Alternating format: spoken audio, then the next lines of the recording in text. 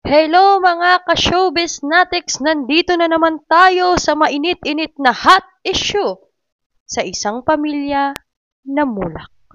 GMA Sparkle newbie actor Sandro Mulak, eldest son of Nino Mulak, ginahasa di umano ng dalawang GMA executives na dalawang tao sa isang hotel after ng GMA Gala Night. Ayon sa tsismis, nilagyan raw ng pampatulog ang inumin ng 23 years old newbie actor at dun na ito pinagsamantalahan ng dalawa. Naglabas rin ng cryptic IG story ang showbiz media columnist na si OG Diaz. Anong muntik? May nangyari talaga, believe me. Huwag na pagtakpan, dapat ipaglaban at makuha ang hustisya para sa inabuso, saad ni OG Diaz sa post.